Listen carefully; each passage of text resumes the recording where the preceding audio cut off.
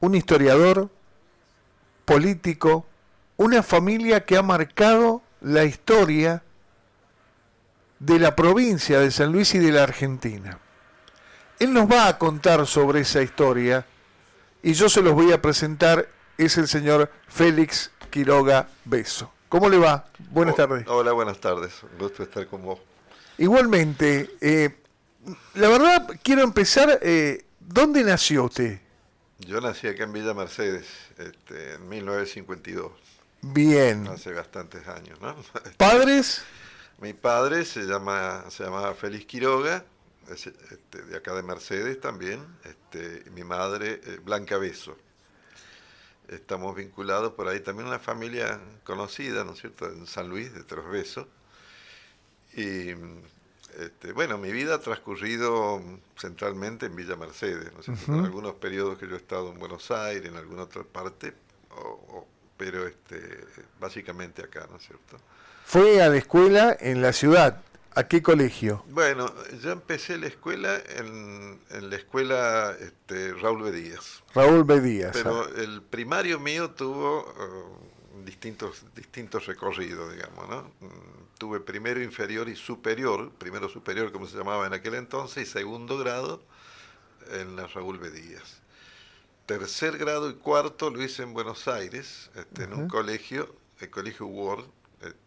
Mi padre pensaba que era bueno que yo estuviera allá, un colegio inglés, y realmente fue una experiencia, si bien yo era chico, que también me abrió las perspectivas a muchas otras cosas. Bueno, ahí tuve 2 años. Después el quinto grado lo hice en San Luis, Colegio Don Bosco, Sí. porque en ese entonces mi padre estuvo unos 2 años en San Luis como ministro del gobernador Santiago Besso. Bien. Primer punto, ministro de Santiago Besso, gobernador de la provincia de San Luis, que muchas veces por allí lo nombramos y no conocemos demasiado de la historia de él, ¿no? Sí. Su padre fue ministro. Mi padre fue ministro, sí. Santiago Besso fue el último gobernador demócrata de un ciclo de alrededor de 9 gobernadores que tuvo la provincia. Y yo te decía antes de entrar en el micrófono que había algunas cosas interesantes de él para resaltar en estas épocas precisamente. Santiago Besso era hijo de un inmigrante italiano vinieron por Santa Fe, por Rosario, y terminaron radicándose la familia de él originariamente en Tilizarao. Entonces el padre de don Santiago tuvo varios hijos, como 8 hijos más o menos, inmigrantes de condición económica precaria cuando llegaron, prosperaron, primero con un pequeño comercio, después fueron creciendo, ramos generales, después empezó la explotación ganadera. Bueno, Santiago Besso se dedicó a la explotación ganadera, entre otras cosas, comerciante, empresario, fue uno de los fundadores del Banco Provincia de San Luis, originariamente como sociedad mixta, no era un banco únicamente estatal, sino una sociedad entre el Estado y la banca. Yo te decía, don Santiago, para estas épocas lo interesante de destacar es lo siguiente. Él vivió toda su vida acá en San Luis, en Villa Mercedes, en la avenida Mitre. La avenida Mitre tenía un chalecito que todavía está casi igual, que ahora no sé si está una asociación ganadera ahí, le han puesto unas rejas adelante. Pero ese chalet, que era con 2 habitaciones, muy sencillo, y un patio, era un hombre de vida sencilla, ¿no? Bueno, ahí crió sus hijos. Hablamos del barrio Estación. Sí, es frente a donde estuvo la parrillada que supo tener, casi al lado de la estación De servicio. de servicio Shell. Exactamente. Al lado ahí donde está la ganadera ahora. Bueno, esa fue la casa original de don Santiago. Ahí crió sus hijos, tuvo 4 hijos. Lo que te quería destacar que él, en el momento de llegar al gobierno, de ser gobernador, tenía 4 hijos en edad adulta y tenía varios hermanos, ¿cierto? Gente grande ya también. Ninguno de ellos ocupó un cargo público.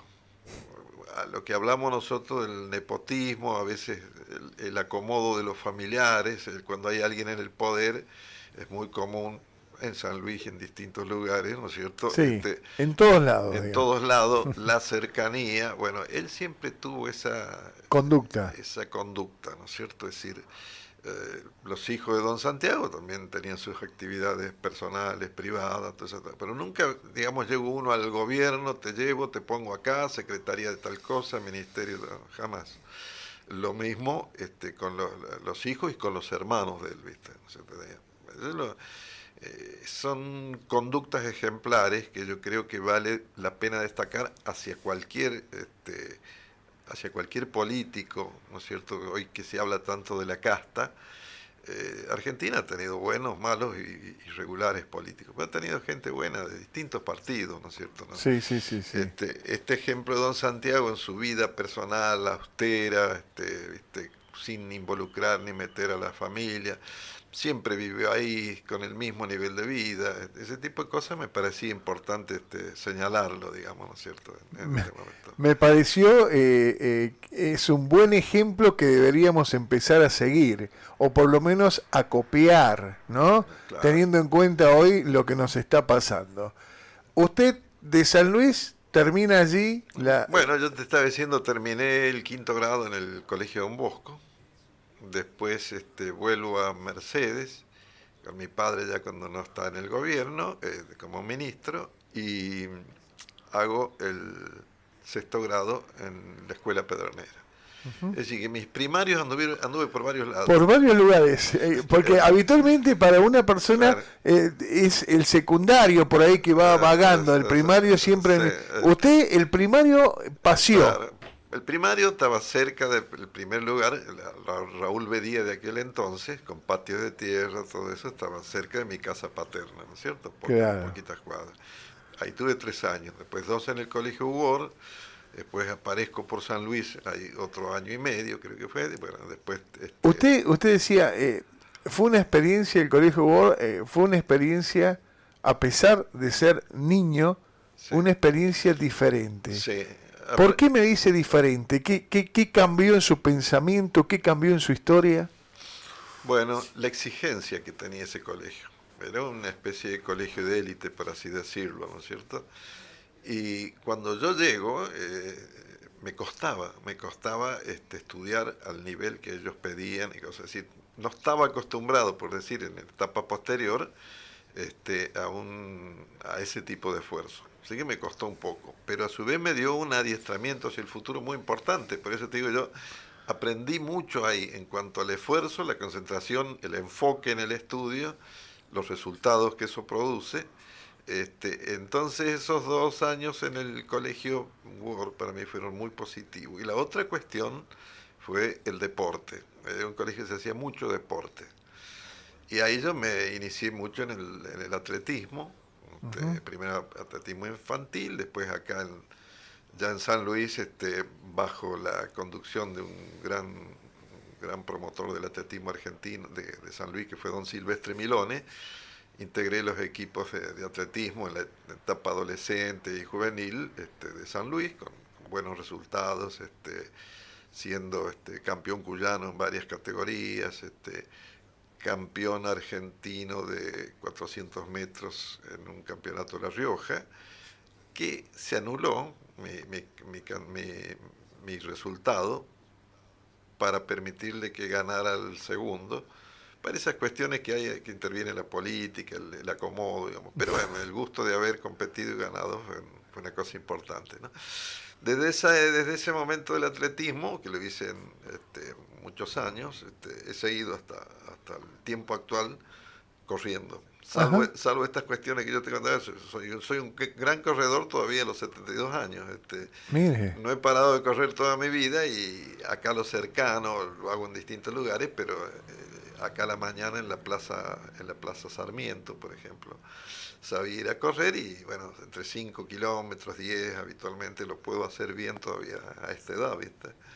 qué Es, bárbaro. es una cosa que siempre me gustó. Y en el campo, que es otra de mis pasiones, el campo paterno, y después era de correr y correr y correr, o a veces irme desde comandante, vendía, si el campo estaba a la altura de comandante Gravandille, pero del lado norte del río Quinto, y Gran Ville quedaba a unos 10 kilómetros. A veces me iba corriendo desde el campo hasta Gran Ville, ¿viste? Gran Villa está pasando Fragas 10 kilómetros, Exactamente. está más o menos ahí donde hay un monumento histórico para adentro, el campo de su papá. El campo de mi papá, un poquito más, hay un monumento, está cerca de Paso de las Carretas. Paso de las Carretas, porque por ahí pasa justamente el canal y era la entrada al dique viejo, digamos, la entrada que era de tierra. Exactamente. Bueno, ese monumento histórico es de una batalla muy importante que hubo ahí, ¿no es cierto? Una batalla que fue la última rebelión de grupos federales,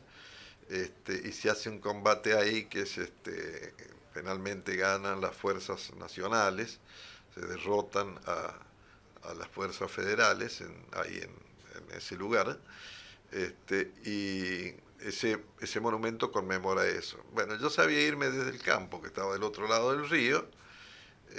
Había los chicos en el campo que eran parte del personal que trabajaba. Ellos iban en el Sulky a la escuela, que estaba en Gran Villa. En Gran Villa estaba la escuela. Claro, y yo me iba corriendo atrás del Sulky, ¿viste?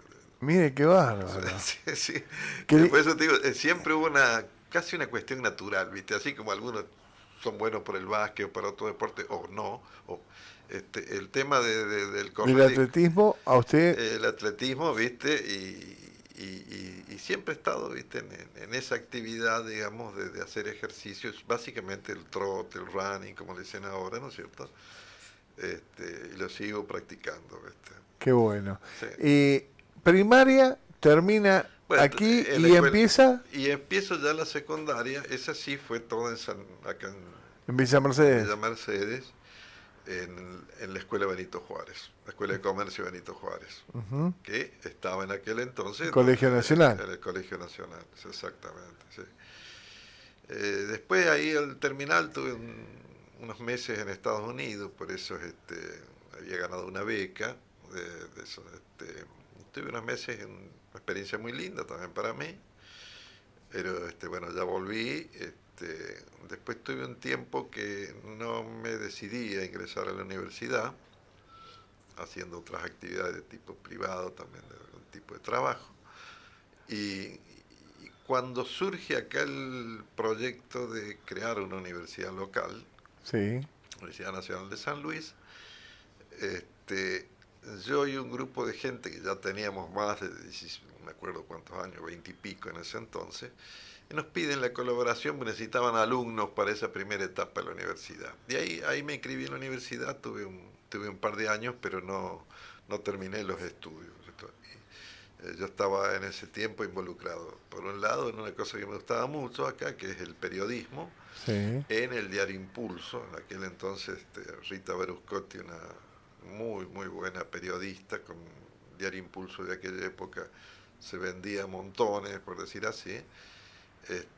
Yo había ingresado ahí, después tuve un tiempito de corresponsal del diario Los Andes, Diario Los Andes de Mendoza. Mendoza, y en el diario Impulso, para un muchacho joven con inquietudes que yo tenía, históricas, políticas, la parte de periodística me gustaba mucho. Tuve oportunidad de entrevistar a gente muy interesante, Arturo Frondizi, Cámpora, Rodolfo Galimberti, el montonero, cuando vino acá, era una etapa muy convulsionada. Estuvo frente a lo que es la Plaza del Mercado, había una sede de la Juventud Peronista, y ahí estuvo Galimberti haciendo una invocación a crear una especie de fuerzas armadas populares.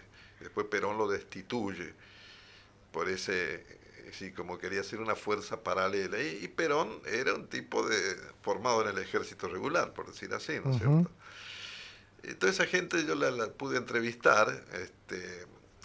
Con Frondizi fue posterior, tuvimos una entrevista en el canal de televisión local, invitado por Tito Tazú, porque ella conducía en aquel entonces un programa de la televisión, y junto a 2 o 3 periodistas le hicimos, lo entrevisté muy brevemente a Isabelita de Perón. También. En el año 72, todavía no había vuelto Perón, y la enviaba a Isabel como delegada de él. Pero ella, la entrevista con ellos fue muy fugaz y muy breve, no tuvo mucho éxito. Estaba yo en Buenos Aires y me avisan del diario, está Isabelita, trata de entrevistarla. Bueno, me voy, Isabel Perón estaba en la casa de una hermana de Eva Duarte. Ajá. Una hermana de Eva Duarte tenía una casa más que casa, era un departamento, por Recoleta. Ahí paraba, cuando había venido de España, con una misión así tipo delegado de Perón, ¿no es cierto? Bueno, así que yo me llegué a ese departamento, me atiende la señora Duarte, no me acuerdo cómo se llamaba, pido por Isabel, viene Isabel Perón, me atiende, le digo, mire, soy de San Luis, quería hacerle un reportaje, todas esas cosas, dice, mire, dice, con todo gusto, dice, pero hoy realmente no podría ser, pues yo ya estoy por salir y creo que tenía una reunión con la CGT, no me acuerdo bien. Si usted quiere en 3 días podemos convenir un horario para poder hablar. Entonces le hice unas pequeñas preguntas ahí nomás, y le digo, no, porque yo en 3 días no vuelvo a San Luis, así que quedó frustrada esa Esa experiencia. Sí. experiencia. ¿Le hubiese gustado sentarse? Me hubiera gustado, ¿viste? Es decir, me interesaban los personajes de la época, ¿no es cierto?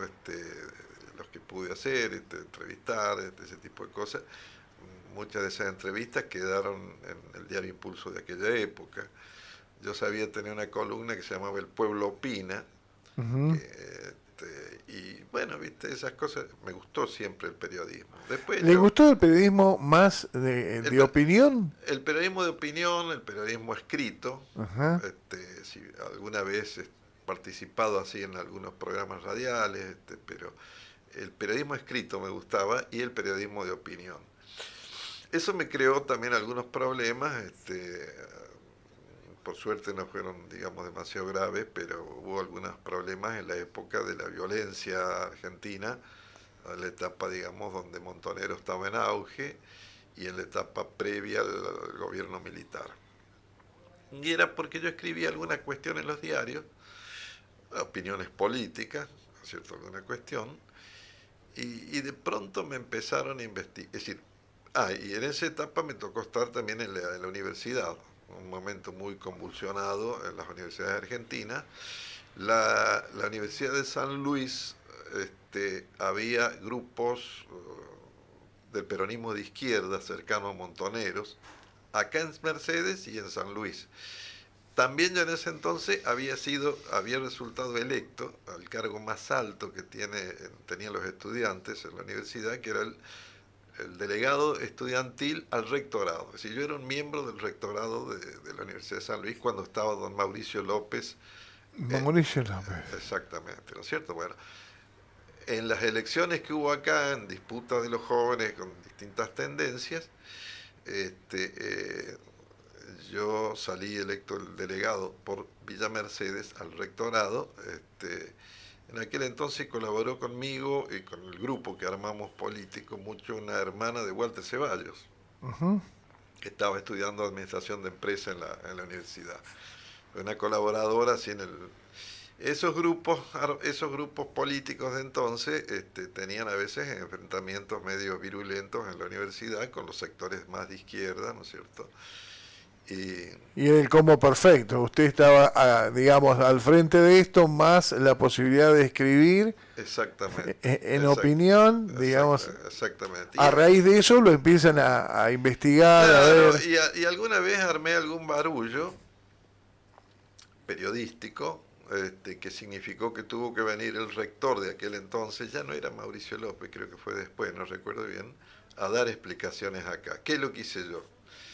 Un análisis del presupuesto de la universidad en ese entonces, escribí en un artículo donde se mostraba también la gran desigualdad casi crónica que había entre la distribución de los recursos entre las sedes centrales de San Luis y la nueva sede de Villa Mercedes.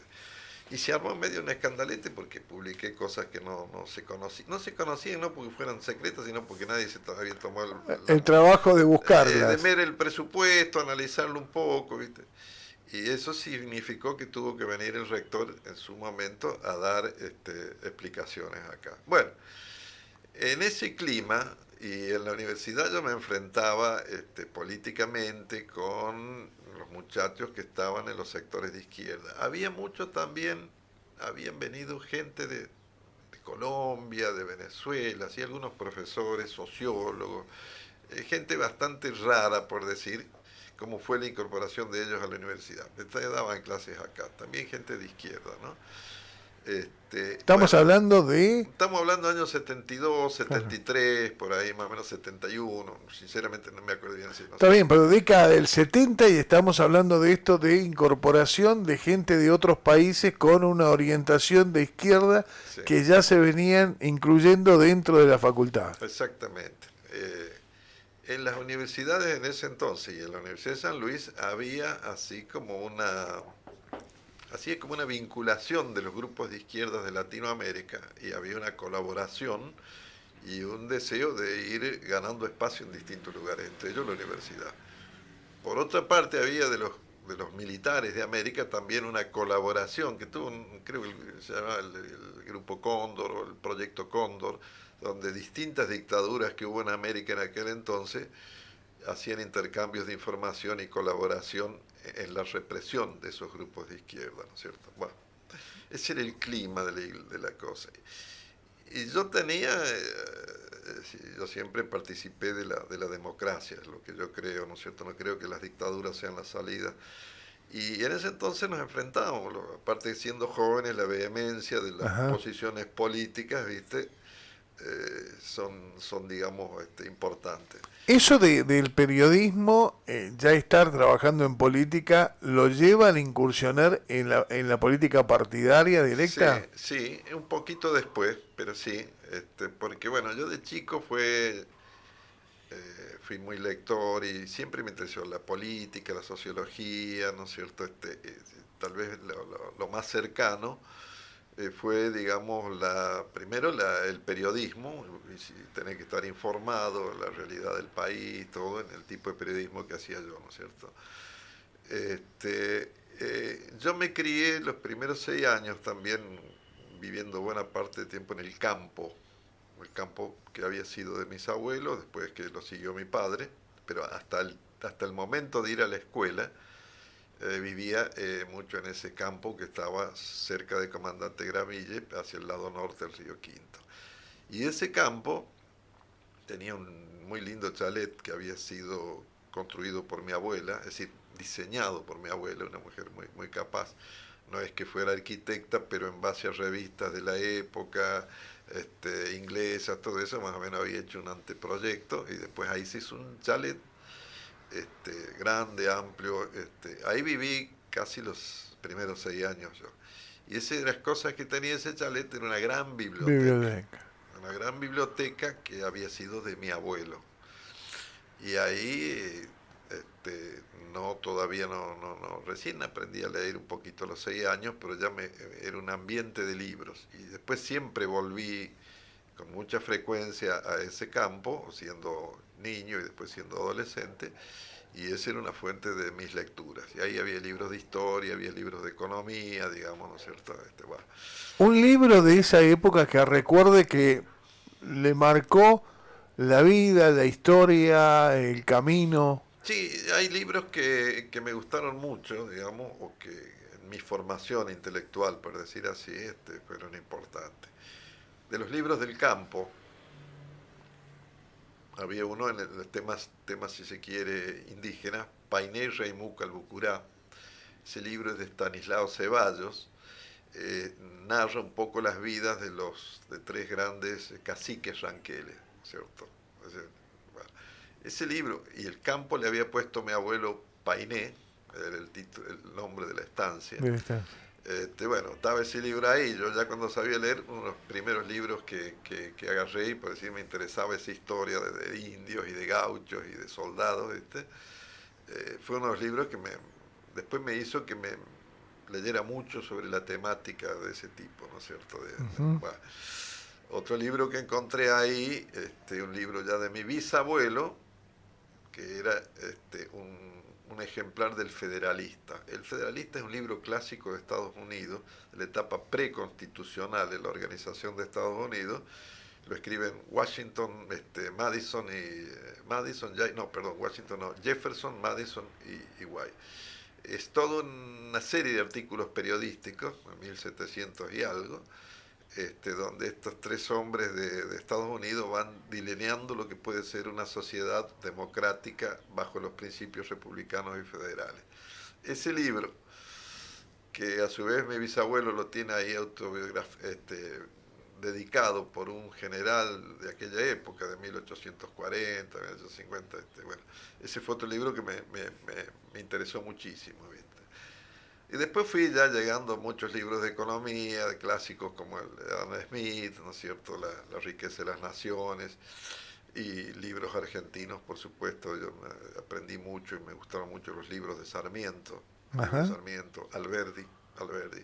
De Alberdi he leído no solo las bases, sino el sistema rentístico, el crimen de la guerra. Sí, me formé mucho con los clásicos de ese tipo, y de Sarmiento he leído varios de sus libros. Así que fui un gran lector, digamos, y formarme en esas cosas es como que se fue mezclando todo, el periodismo, la política. Entonces yo ingreso en la política, creo que fue en el año 73.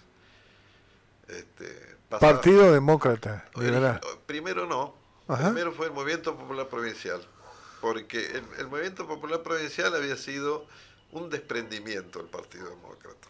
Entonces la mitad de los dirigentes importantes estaban en el Partido Movimiento Popular Provincial y otra mitad estaba en el Partido Demócrata Liberal. Y yo voy por la calle y me encuentro con una de las personas grandes, sigue amigo de mi padre, me digo, che, dice, hay una reunión de jóvenes, ¿por qué no te venís? Dice, que ahí. Así que yo ingreso así medio de casualidad, me pescan por la calle, un personaje de Mercedes, un hombre muy culto, ya fallecido, se llama Enrique Soquet. Uh-huh. Y él me hace participar de una primera reunión del Movimiento Popular Provincial, que se hacía en una sede que tenía enfrente a la panadería Closa sobre Avenida Mitre, uh-huh, en un lugar donde supo haber un bar antes ahí, ¿viste? Sí. Así que yo originalmente entré ahí.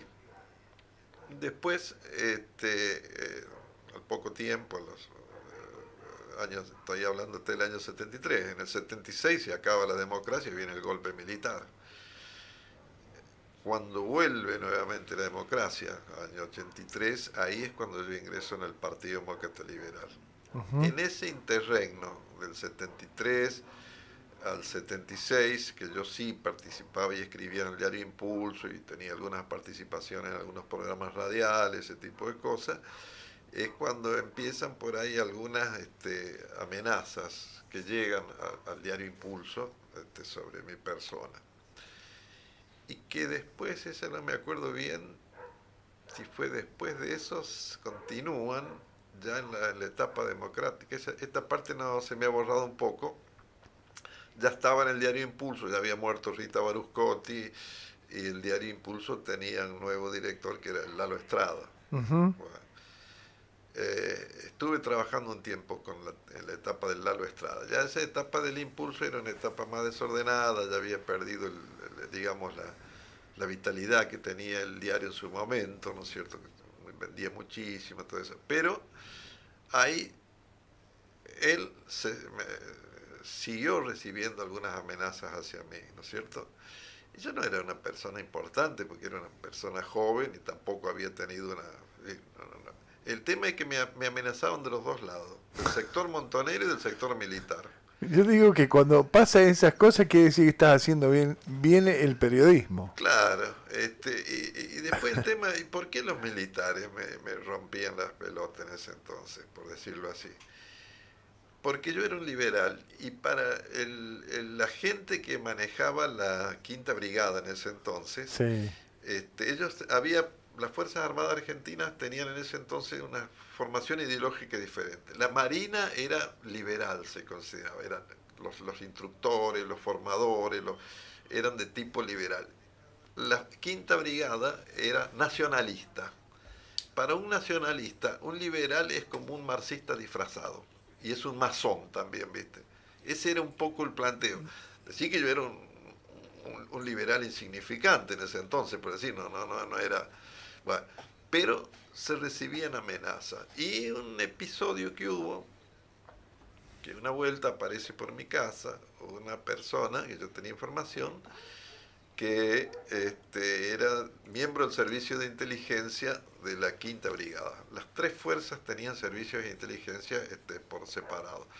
La Rosadita, como se conocía antes, había ahí, era otro centro, bueno, estaba la CIDE, estaba acá, y acá estaba el servicio de inteligencia de la Fuerza Aérea, por decir. Bueno, aparece un personaje Personajes de acá de Mercedes, de Mercedes, que eran informantes en eran ese. informantes, ¿no es cierto?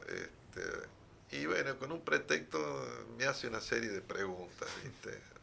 ¿Era periodista? No, Ajá. yo sí estaba en el tema, No, pero digo... no, ese no, mira, yo no sé bien qué, es decir, creo que trabajaba de hecho en la Quinta Brigada como esos cargos habían estado personales informales, no sé cómo los tenían, ¿viste? No sé en su otra vida qué hacía, ¿no es cierto? Pero bueno, yo lo conocía, no a él, conocía un poco la familia, así que Mercedes chicos se conocen más o menos todos. Y viene y dice, Félix, te voy a hacer unas preguntas, dice todo eso, dice, porque dice, mira, yo estoy, me han pedido que, es como que me lo dijo, dice, que repoquí la información sobre vos, dice. Pero yo sé que vos sos una buena persona, o qué sé yo, el verso que me hizo. Y me hacía preguntas, bueno, esa fue la otra cosa sobre, en ese entonces, y cuando estaba Lalo Estrada ahí, como decía, en algún momento, una vuelta dimos con Tello Cornejo, ¿no? Tuve unos cursos de periodismo, en el Impulso, que tenían puntaje para los docentes, ese tipo de cosas, y los periodistas de aquella época, creo que estaba Ósola también, Tello, estaba yo, se había organizado una especie de curso, cuando me presenta Lalo Estrada y dice, bueno, acá Félix Quiroga tiene la particularidad, entre otras cosas, dice, aparte hizo unas alabanzas, ser un buen periodista, qué sé yo, que lo perseguían de la izquierda y de la derecha. Y era así, ¿no? Yo era muy inconsciente en ese entonces, es decir, acá en Mercedes no se sabía la que pasaba, ¿no? Después cuando se fue el tema de las desapariciones, las cosas, si bien acá en Mercedes hubo varios de los chicos, de los muchachos mercedinos que fueron secuestrados, ¿no es Sí, cierto? sí, sí, sí. Y de aquellos muchachos que nos enfrentábamos en la universidad, dos de los que estuvieron presos por los temas, por los militares, fue el Nacho y Juan Echandía, Sí. que con el paso de los años éramos amigos, y se decía, Juan, ¿te acordás cómo nos peleábamos en la universidad? Todo, ¿viste? Bueno, terminábamos amigos, ¿viste? Pasado esos fervores revolucionarios, ¿viste? Ya uno se encaminaba de nuevo a la vida normal. Exactamente, sí. A relación con Aviador Origone, Sí. Era hermano de mi abuela. hermano de su abuela. Hermano de mi abuela, sí. Ahí, mi abuela tuvo 5 hermanos, en total con ella eran 5, que sobrevivieron de los 11 hijos que tuvo mi bisabuelo, de los cuales la mayoría en aquella época murieron jovencitos. No había antibióticos, enfermedades. Y el aviador era el hermano de mi abuela. Bueno, una vida muy corta, pero sí de los pioneros de la Argentina en el tema de la aviación militar, ¿no? Y se dio la casualidad de que prácticamente dos de los principales pioneros de aquel entonces eran mercedinos. El otro era Teodoro Fels. Teodoro Fels. Amigos entre ambos. Fels era un poquito más grande que Manuel Félix Origone. Y Fel es el que en algún momento le dice, ¿querés que te enseñe a manejar? Cartas familiares, a conducir el avión, digamos. Y Origone le dice no, porque ya se estaba organizando, en 1912 se había organizado formalmente la Escuela de Aviación Militar, y habían contratado a un francés que se llamaba Paileté como instructor de los primeros pilotos. Entonces Manuel Félix Origone integra la primera grupo seleccionado, eran del ejército, entonces no existía la Fuerza Aérea, entonces en el ejército seleccionan oficiales jóvenes para integrar el primer cuerpo de personas que iban a ser aviadores militares. Entre ellos estaba Manuel Félix. Ellos, Manuel Félix, como su familia, tenían su casa original ahí, donde frente a lo que es el monumento del aviador Origone, ahora, Ujú. donde vendría a ser donde es, creo que el Hotel El Bonino. Hotel Bonino, ahí. Exactamente. Ahí su padre después tuvo una casa de ramos generales, ahí, ¿no es cierto? Ese tipo de cosas. Bueno, ahí había nacido. Y había concurrido Manuel Félix a la escuela acá, y así en la etapa del secundario. El secundario lo hace al principio ahí en el colegio jesuita, que está en Buenos Aires. Se me ha ido el nombre en este momento, pero está en pleno centro de Buenos Aires, ¿no es cierto? Bueno, la cosa es que él integra la primera promoción de pilotos. A todo esto se había comprado el avión él en Francia en aquel entonces. Eran aviones primitivos y precarios, pero era lo mejor que había los Blériot, se llama 50 HP. Ujú. Entonces él se compra en Francia un Blériot, como se había comprado también Teodoro Fels un Blériot 50 HP. Era el top de la aviación en ese En entonces. ese momento. Tenían dos ruedas con tipo bicicleta, 50 HP, ¿viste? Bueno, ahí, que después, bueno, y con ese avión de él, recibe la instrucción en la escuela de aviación militar que estaba en el Palomar, y en diciembre de 1912 le entregan el brevet de piloto militar, con muy buenas calificaciones.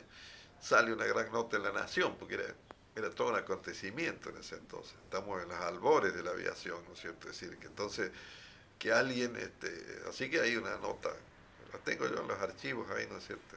Larga, donde se relata todo el proceso del examen que le toman al aviador Origone, y para recibirse ahí de piloto. Bueno, la mala suerte de él fue que, si bien todo hacía presumir que iba a ser muy destacado, sus notas en el ejército habían sido muy buenas, sus exámenes como aviador también muy buenos, y era uno de los más jóvenes. Entonces, creo que era el más joven de todos los que se recibieron, porque cuando él se recibe era suboficial y después lo ascienden a teniente primero, tenía 20 años. En las historias del aviador se sabe poner por error que tenía 22 años, pero en realidad tenía 20. 20 años. 20 años. Bueno, al poco tiempo de eso es cuando en Mar del Plata van a inaugurar la Rambla, lo que se llama la Rambla, y ahí se elige el aeroclub, que dirigía en buena medida Jorge Newbery. Eligen 3 pilotos para que hagan un ride, Buenos Aires, la Rambla, aterricen allá como uno de los eventos de la ceremonia y la inauguración de la Rambla. Y es ahí, en ese vuelo, que es un vuelo accidentado, con tormenta, con cosas, es donde los otros 2 pilotos que iban consiguen aterrizar a tiempo, y no pasa nada. Pero a él lo agarra un torbellino, los aviones andaban a 300, 400 metros de altura, no más, esa es la velocidad que iba. Así Ujú. que la tormenta y el viento de arriba lo tira el avión hacia tierra, y se estrella en tierra, y no muere en el momento, pero queda todo fracturado, la cabeza, el cuerpo, todo eso. En las pocas horas fallece el aviador Origone. Entonces es la primera víctima Víctima. de la aviación militar, ¿no es cierto?, desde el precursor. Después de él, a las semanas que sigue, muere el segundo. Y en los próximos años, en los 3 o 4 años siguientes, mueren un montón de pilotos también. Ya, como no fueron los primeros, la historia los ha un poco olvidado, pero habla de la precariedad de lo que era entonces el La vuelo, la aviación. aviación, ¿no es cierto? Y esa escuela de aviación militar se había convertido en la más importante de América. Entonces venían pilotos del Uruguay, de Perú, de Bolivia a instruirse ahí, ¿viste? Bueno, Qué interesante lo que dice, ¿no? Porque todos lo recordamos, aviador Origone, el primer aviador muerto, y la verdad que el dato de que después mueren más, yo lo escuché una vez que lo dijo usted en un acto que participé ahí de aviador Origone, pero que no muchos lo saben, claro. y han sido parte de la historia, pero nadie los conmemora, ¿no? Claro, porque realmente era el precio de la evolución de algo que en ese entonces era muy primitivo, es decir, el riesgo de volar era tremendo en ese entonces. Tanto es así que cuando el aviador Origone, Manuel Félix, decide ser piloto, la primera objeción que tiene es de un hermano de él mayor. Dice, no, no podés hacer esa locura, no podés ser piloto, ¿viste? Él tenía una gran vocación por eso, mucha determinación y bueno, no, por supuesto no le hizo caso a su hermano mayor, ¿no es cierto? Eh, Y se largó como y se aviador. largó a hacer la instrucción, ¿no es cierto?, como aviador y fue de los primeros, como te digo, la primera camada de pilotos militares, pero con esa tan mala suerte de que al poco tiempo de recibirse piloto, se le hace un agasajo acá importante en ese entonces. Él vino acá Claro, cuando él después de ser, cuando se lo asciende como teniente primero, y acá en Mercedes, bueno, el hijo pródigo de Mercedes, en el cine teatro Sportman se hace un almuerzo, cena, no, almuerzo creo que fue, de agasajo a Manuel Félix Origón. Y al poco tiempo después, cuando ya él fallece en ese evento del viaje a la Rambla, digamos, del vuelo a la Rambla, ¿no es cierto? Entonces, y los restos son traídos. y los restos son traídos en el año 62. Estuvo enterrado mucho tiempo en la Chacarita, Ujú. en en la bóveda del padre de un amigo, de un íntimo amigo del militar. Ahí estuvo. Y había por aquel entonces había el proyecto a nivel nacional de hacer, por supuesto, estar enterrado allá y de hacer un monumento en la capital o alguna cosa. Y ahí es cuando acá en Mercedes, como si Origón es nuestro, todo, ¿cómo van a hacer el monumento allá? Tienen que hacerlo acá. Y ahí se hace un movimiento para solicitar que ese monumento fuera en su ciudad natal. El padre dona entonces, en ese entonces, que la avenida Mitre era de tierra y ahí donde está el monumento era una partecita todavía propiedad del padre. La dona para que se haga el monumento ahí. Ah, Y se hacen las gestiones, ¿no es cierto?, en Buenos Aires, el Aeroclub, en distintos lugares. Creo que estaba León Guilleta acá de intendente. Pero finalmente se decide hacer el monumento acá. Y lo importante de este monumento es que el costo se hace mediante una iniciativa del diario La Prensa. ujú. El diario La Prensa era el diario más leído de aquel entonces en la Argentina. Entonces hace una suscripción popular. Empiezan a publicar en la tapa de la prensa todos los días quién quiere donar para hacer el monumento. Y empiezan a producirse donaciones de todo el país, ¿viste? Y entonces van publicando ahí quiénes donan, ¿viste? Había gente de Mercedes, había gente, por supuesto, de Buenos Aires, en distintos lugares del país se hacen tipo de festivales o para recaudar fondos. Hay todo un movimiento, ¿no es cierto?, de recaudación de fondos. Finalmente con eso se contrata a un escultor muy reconocido de Italia, Arturo Tomagnini, a quien se le encarga la realización del monumento. Tomagnini ya había hecho monumentos en Estados Unidos, en Cuba, en distintos lugares de América, y, y había obtenido premios muy grandes en el rubro escultura, digamos, ¿no? Entonces, el que lo hace es uno de los grandes escultores Del del, mundo. del fines del siglo XIX y principio del siglo XX, ¿no? Así que la Que historia es lo que tenemos acá hoy. es lo que tenemos acá hoy, ¿no es cierto? La parte de decir, La figura de la Origón. figura de Origone y la figura que está, la que representa a la Argentina como haciéndole una ofrenda floral a Origone. Esa es la parte que hace Tomagnini, la hace en Italia. Ujú. Tenía cerca de donde están la producción del mármol de Carrara, que se llama, ahí tenía su taller.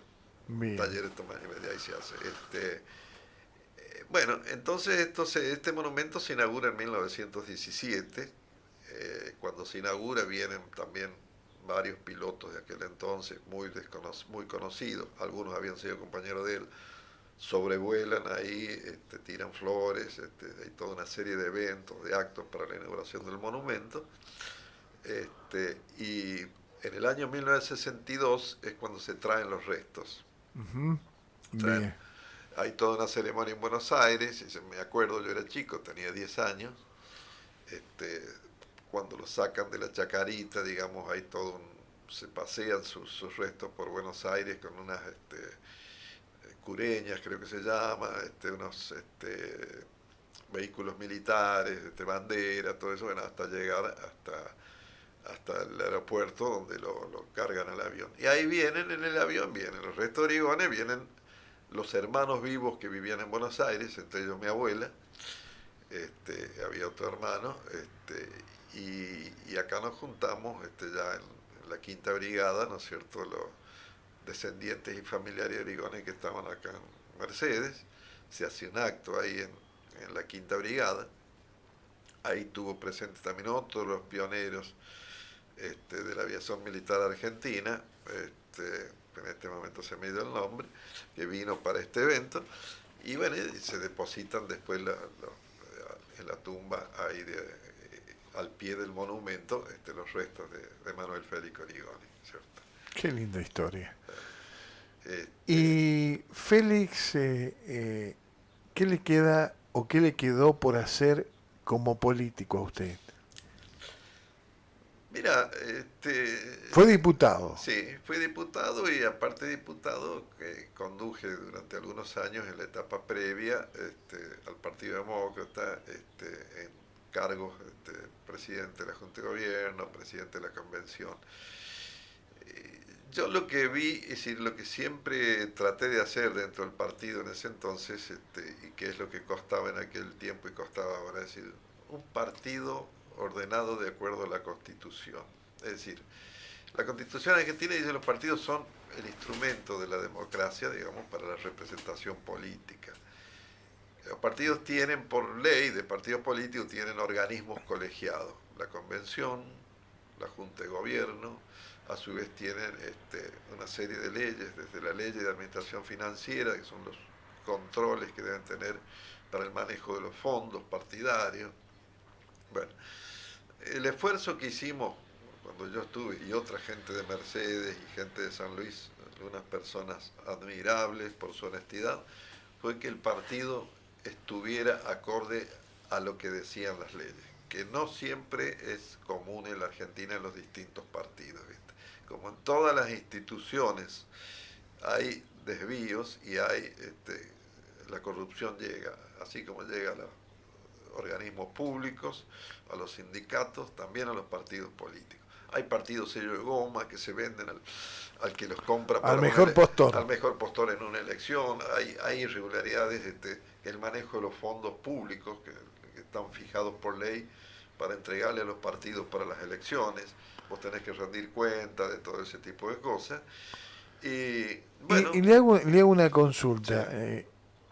¿Hay fondos que se reciben de privados para después, en horas de gobierno, devolver esos fondos con algunas contrataciones y demás? Es común. Eso es decir, común, claro, pero... es común, pero no es legal, ¿no es cierto? Es Claro. decir, también vos los fondos, los partidos tienen acá dos sistemas de financiamiento. El financiamiento público, establecido por ley, y también la ley establece hasta qué punto podés recibir financiamiento privado, y ese financiamiento privado y esos montos deben estar registrados, ¿no? Es decir, hay una transparencia, por lo menos formal, que en la práctica muchas veces no se cumple. Ahora, hay muchos fondos en negro en los partidos grandes. Nosotros tenemos partidos chicos, ¿no es cierto? Ni siquiera, pero partidos grandes a veces, y empresarios, banqueros, gente con intereses creados en el Estado, ponen plata a cambio de una eventual contraprestación si llegan a los que le han aportado dinero. Y a veces viene plata de afuera también, ¿no es cierto? Claro. Por eso le digo, se puede controlar al partido y saber quién pone la plata para la campaña. Claro. Y se debería. Se debería poner, y yo creo que es un camino que todavía queda para mejorar a nivel legislativo el control de los partidos. Porque en otros países es lo mismo, se pueden hacer aportes privados y aportes públicos, pero los controles son mucho más exigentes y efectivos. Acá vos viste todo como que se hace la ley y está la trampa al lado. Sí, hacen la trampa primero que la ley. Claro, es decir, si nosotros necesitamos partidos que funcionen y que expresen genuinamente las distintas corrientes de opinión, de izquierda, de centro izquierda, de derecho, liberales, lo que sea, ¿no es cierto? Pero que a su vez esos partidos respondan, digamos, a un procedimiento que en este momento está muy débilmente controlado. Sobre todo pasa a medida que los partidos son más grandes, ese tipo, los partidos provinciales, los partidos más chicos. Bueno, yo te digo, mientras la gente que me acompañó en la parte financiera, el partido, personas irreprochables, nosotros logramos ordenar muchísimo eso, muchísimo. Y éramos un partido que teníamos fondos propios en forma importante para nuestra dimensión, perfectamente transparentados, rendidos como pide la ley, todo ese tipo de cosas. Lamentablemente ya cuando yo ya no participé más a partir del 2004, tenía que ocuparme de cuestiones que también me llevaban mucho tiempo a nivel personal, privado, la parte de campo, ese tipo de cosas. Y había una crisis de dirigentes que hay en todos los partidos. Hay muy poca gente con vocación política genuina que participe en los partidos. Entonces, cuando por ahí se van los 2 o 3 que más o menos hacen las cosas bien, vienen los pícaros. Ahí vienen los problemas, ¿viste? Eso pasa en los distintos partidos. Sí, vienen los pícaros que Claro, vienen con otras claro, intenciones. y en el partido nuestro también pasó eso, ¿viste? Y ahora se está una lucha, alguna gente, para tratar de recuperar el partido para la legalidad, por así decirlo. Ha habido todo un proceso en los últimos años de muchísimas irregularidades en el Partido Demócrata Liberal, ¿viste? Partido Demócrata Liberal Y ahora se llama Partido Demócrata porque esta era una federación de partidos provinciales que vienen del viejo partido demócrata, del partido de Julio Argentino Roca, es el origen histórico, ¿viste? Después esos partidos se hacen partidos cuando el PAN, Partido Autonomista Nacional, se empieza a disgregar, ya el ciclo Roca termina, vienen otros, se organizan los partidos demócratas. Y los partidos demócratas provinciales muy fuertes fueron en algunas provincias, como fue Mendoza, como fue San Luis, como te digo, acá hubo 9, 10 gobernadores. Mendoza tuvo muy buenos gobernadores demócratas, Córdoba en una etapa, algunos del norte, y esos partidos funcionaban tipo confederación, alianzas confederales con autonomía provincial. Pero con el paso de los años, lo que la gente quería en los partidos nacionales, básicamente radicalismo y peronismo, ¿no es cierto?, fueron los partidos gravitantes. Esos partidos federales, locales, tenían distintos tipos de problemas. Y hoy que se puso de moda el Partido Liberal, entre comillas, y hablan todos de Milei, el gran salvador. ¿Qué opinión le merece? Yo creo que Milei es un extremista de derecha, en primer lugar, más allá del entusiasmo que puede haber ahora, porque Milei es el resultado de un estado de cosas, de hartazgo de amplios sectores de la sociedad, donde ven que han pasado gobiernos, digamos, en el caso de Cambiemos, peronismo, pero la situación del país, vos me la medís, casi 50% pobreza, inflación del 100 y pico por ciento, corrupción que no se corrige. Es decir, hay una cuestión que, digan lo que digan, en el bolsillo de la gente, o tenés el agobio impositivo, o tenés la pobreza, el jubilado, el que vive fuera del sistema porque los impuestos son tremendos, el trabajador informal, todo ese tipo de cosas. Y a mí me parece que Milei un poco es el producto de eso y el producto del fracaso de las grandes coaliciones políticas, las que organizaba el peronismo, las que organizaba Cambiemos. Aparece un tipo astuto, inteligente, capta mucho mejor el momento que los otros, dice cosas que quieren escuchar, no tiene estructura, no tiene partido. no tiene partido. Para poder ser candidato, casualmente hace una alianza con el que se llama el Partido Demócrata Nacional. El Partido Demócrata Nacional es el Partido Demócrata de Mendoza, de 2 o 3 provincias más, son especies de sellos de goma. Lo que decía usted recién, los sellos de goma. Están muy chiquitos, muy debilitados, ¿viste? Bueno, entonces no son partidos en serio, partidos vitales. Bueno, Milei agarra eso, porque no tiene partido. Para poder participar. Para poder participar, la ley te exige, para ser candidato nacional necesitas por lo menos 5 distritos. Entonces, el Partido Demócrata Nacional está constituido en 5 distritos. Su capacidad local es insignificante, no importa, el interés es el sello. Entonces ahí aparece Milei. Bueno. Después Milei, la otra cuestión que tiene es sus propuestas, algunas son irrealizables y otras son demagógicas. Hay cosas muy lindas porque, es decir, la casta. Y sí, la casta está lleno de corrupción en la política, pero también la Argentina ha tenido muchísimos políticos honestos de distintos partidos, ¿no es cierto? Y cuando la Argentina prosperó, o aún ahora en lugares locales, todo, hay políticos que han hecho las cosas bien. Y vos decís la casta, englobas a todos. Y la gente, son todos corruptos. No ha sido así. Yo te di el ejemplo, por decir uno, entre tantos, Santiago Beso, pero está lleno de gente honesta también en la política. Pero esa gente honesta también minimizada ante los grandes escándalos, ante las grandes corrupciones, ante ese tipo de cosas. Sí. Entonces, hay que revalidar el rol de los partidos y decir, no hay otro sistema. Como decía Winston Churchill, los partidos son una porquería, salvo todo lo demás. Porque lo demás es la dictadura, el fascismo. Hitler, Mussolini surgen en situaciones muy parecidas a lo que pasaba acá. Ahora, es decir, Europa estaba en una gran crisis, los partidos cuestionados, había habido guerras mundiales, entonces todos desengañados, aparece Hitler con un mensaje, ¿no es cierto?, mágico. En Italia aparece Mussolini. Ambos, el otro tema es muy interesante cuando uno analiza las extremas derechas. Muchas veces han sido los líderes de extrema derecha primero socialistas. Mussolini era del Partido Socialista, después pasa al fascismo, ¿no es cierto? Bueno, Hitler primero había hecho una alianza con Rusia, después se enfrenta y ataca a Rusia. Bueno, el tema de Milei, que muchos dicen es liberal o piensan que es liberal porque algunas de las medidas que él habla son liberales supuestamente, en realidad lo que son medidas que hoy en el mundo las puede tomar un partido de centro izquierda, en Suecia, en Dinamarca, entonces decir, porque reducir el gasto público, equilibrar la moneda, eso no son ya, digamos, propiedad del liberalismo. Hay medidas, digamos, que ya son consenso en general. Los partidos comunistas de Europa, en su momento, que adherían al marxismo-leninismo, en un momento dado dijeron, bueno, dejamos el marxismo, seguimos siendo de izquierda, pero el marxismo es cosa antigua, lo primero que hicieron a lo largo de los años, entre los 70 y los 80, abjurar del marxismo-leninismo clásico.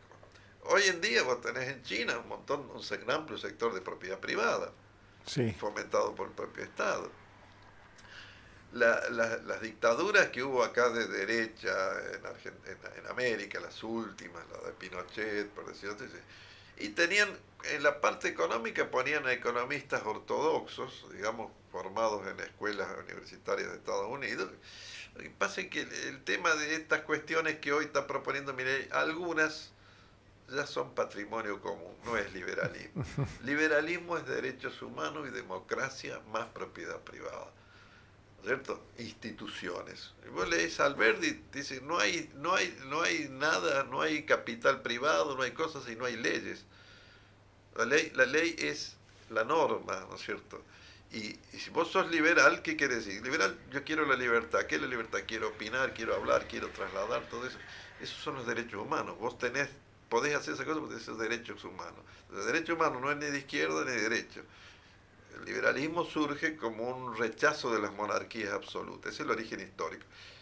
La monarquía absoluta es decir, el rey gobierna porque Dios dijo que vos vas a ser rey y toda tu familia va a gobernar por los siglos mientras esa dinastía esté. De pronto aparecen unos tipos en Europa, dicen, no, ¿por quién te dijo que gobierna Dios? el poder reside en el pueblo. Entonces hay que consultarlo al pueblo, hay que preguntar, y ahí nace la democracia. Es decir, un poco el liberalismo es una reacción a los privilegios de las monarquías absolutas. Y ahí hay todo un desarrollo de los derechos humanos. Si vos tenés derecho a elegir, derecho a tal cosa, derecho a esto, eso es liberalismo.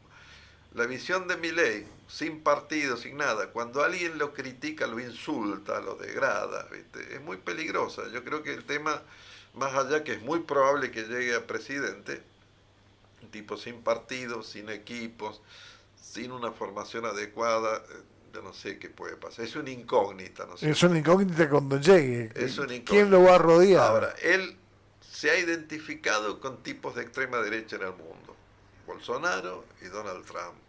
Los dos están procesados por intentar avasallar sus propias democracias.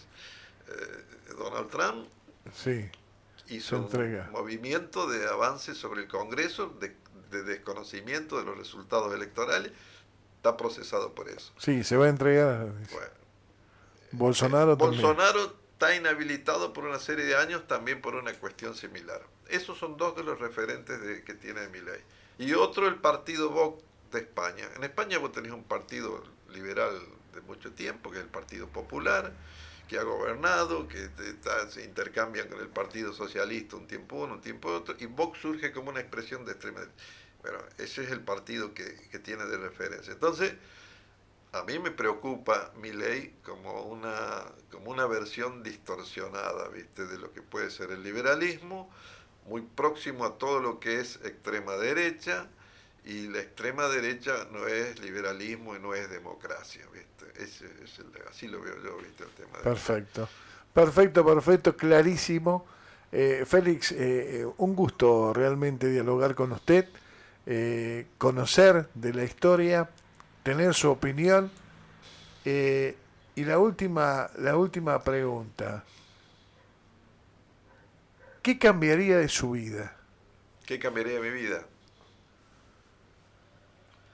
Pregunta, nunca lo he preguntado, ¿no? Nunca me lo he preguntado así, Si es que hay algo para cambiar, No, no, es porque decir, puede que no haya nada para no, cambiar. sí, siempre hay algo para cambiar, ¿viste? Es decir, yo siempre me planteo mis relaciones personales, de amigos, familiares, siempre digo, siempre puede ser mejor, por el carácter, la personalidad de cada uno, ¿viste? Yo a veces he sido de personalidad, puede ser media dura en algunos aspectos. No es que he tenido nunca problemas grandes en la vida, pero a veces me gustaría ser, por ejemplo, como mi padre, que era más amable, más simpático, un ejemplo de mi padre, por decir, ¿viste? Mi madre, que era más conciliadora, que después tengo la historia familiar. Son ejemplos que uno en la vida sigue y por ahí trata de aprender, ¿viste? Y bueno, y a veces, pero cada uno es como es, ¿viste? De cualquier Sin forma, duda. digo, a veces los ejemplos, en cualquier sentido, ayudan a corregir, ayudan a mejorar, y yo creo en la mejora permanente en la vida, ¿no es cierto? Yo te quería comentar una pequeña cosita, Sí, como era tema de la familia, así como sí. hablamos del aviador, otro caso muy interesante por la rama de los Quiroga. Isaura del Carmen Quiroga viene a ser una tía bisabuela mía. Isaura del Carmen Quiroga fue la primera escribana pública de toda América. ¿Qué dato? De San Luis. Se la está estudiando, ¿viste? Con este tema de la reivindicación un De la poco revisión histórica. del rol de las mujeres, que en ciertas etapas tenían roles muy limitados, sociedades más patriarcales. Hubo toda una revolución cuando ella resulta escribana acá en San Luis, porque había oposición de amplios sectores, y ella pide en aquel entonces que se le habilite su título por el Superior Tribunal de San Luis. Bueno, se armó un revuelo bárbaro, estoy hablándote de 1910, no me acuerdo, una cosa así.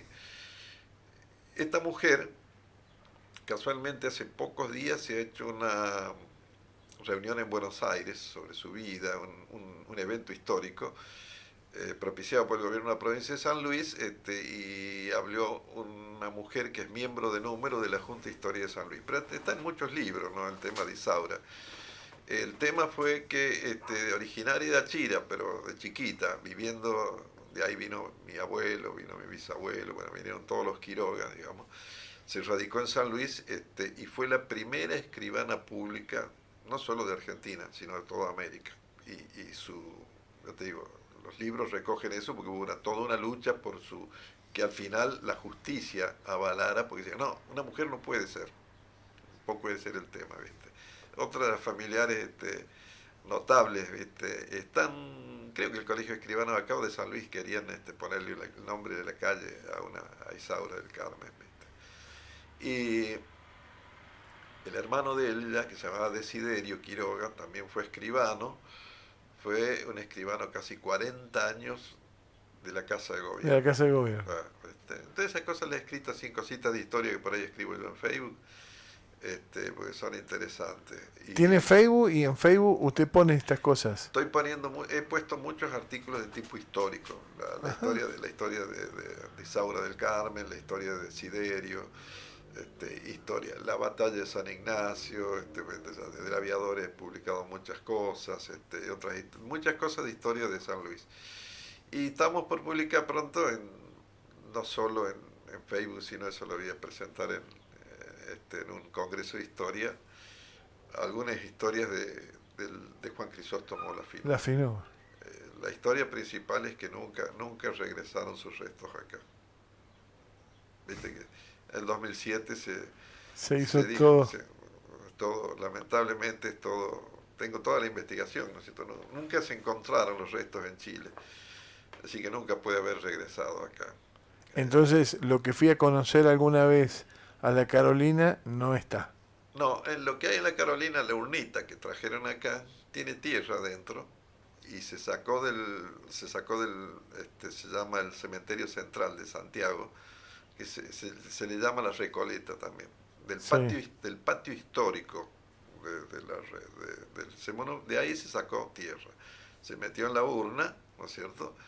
Y se dijo en un acta, esto representa la FINUR. Pero en realidad la FINUR, y acá llegó siendo ya restos de la FINUR, ceniza de la FINUR, hubo un montón de leyes, los restos de la FINUR, los restos de la FINUR. No. Es tierra del cementerio. Tierra de un patio. Yo lo voy a publicar todos los datos, porque estuve en Chile haciendo la investigación, tengo toda la información, tengo el acta de lo que se saca del cementerio, ¿no es cierto?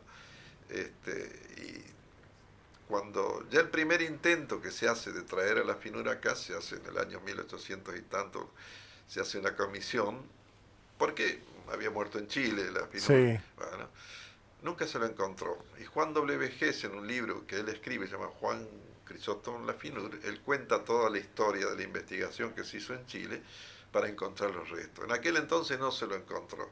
Después se manda, el gobierno de la provincia en un momento manda una delegación allá, que la preside una señora que había sido la última pareja de Enrique Gorrerán Merlo. Sí. Ella era la que dirigía supuestamente esta cuestión, y bueno, vuelven de allá y dicen que encontramos los restos de la FINUR, y vinieron con una urna, pues la llevaron allá, es tierra de un cementerio, ni siquiera estuvo enterrado en ese cementerio la FINUR. Bueno, yo tengo todavía la información, la voy a contar a nivel histórico en un congreso de historia, lo voy a publicar. ¿En dónde va a ser eso todavía? Eso lo voy a hacer probablemente el año que viene, en el Congreso de Historia que hace todos los años, se hacen en Merlo. Ahí hay una asociación de historiadores muy interesante, de las que hay activas en San Luis, y probablemente ahí publique toda esa información en un texto de tipo así académico, ¿no es cierto? Ahora, me dejó una bomba acá. Podés decirla. La tengo que titular. Es absolutamente real.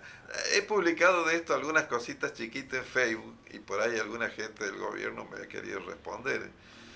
Hace 3 o 4 años, no me acuerdo, publiqué, viste, que era falso el regreso de la FINUR.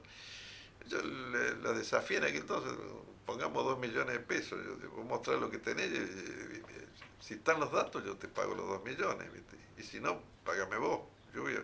Y digo, y en base a qué competimos, digo, a lo que tiene el gobierno de San Luis, el acta. Ahí en el acta dice lo que trajeron. Trajeron tierra, que simbólicamente representa. ¿Qué quiere decir?